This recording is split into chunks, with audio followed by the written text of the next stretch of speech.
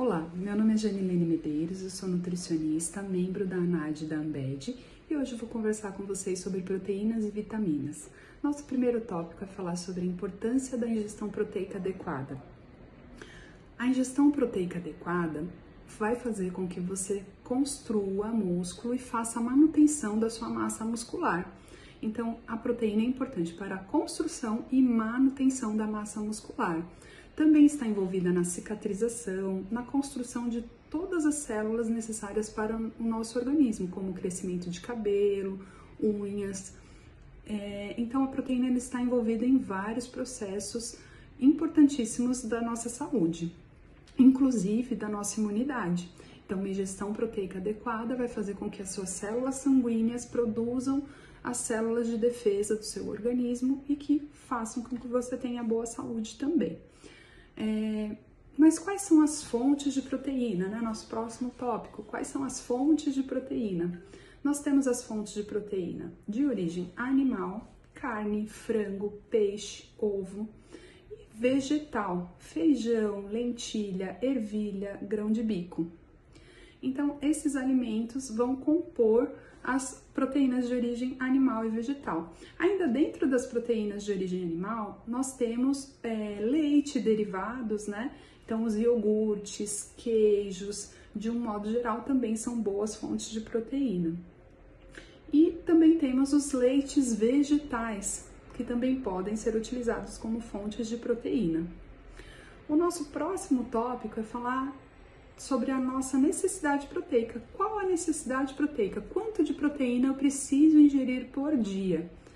De um modo geral, uma pessoa que consome almoço e jantar contendo uma fonte de proteína animal e uma fonte de proteína vegetal, e ainda um café da manhã e lanche da tarde com pelo menos uma fonte de proteína, ou seja, um copo de leite, um ovo, ou um iogurte ou queijo, ela consegue atingir as suas necessidades.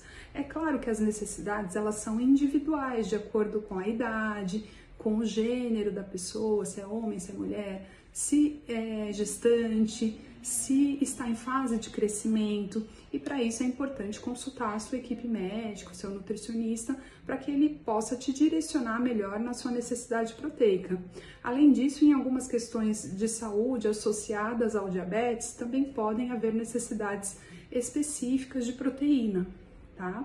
Como é o caso de pessoas com problemas renais ou pacientes oncológicos. Então, pode ser que exista uma demanda maior ou menor de proteína para esses pacientes, tá?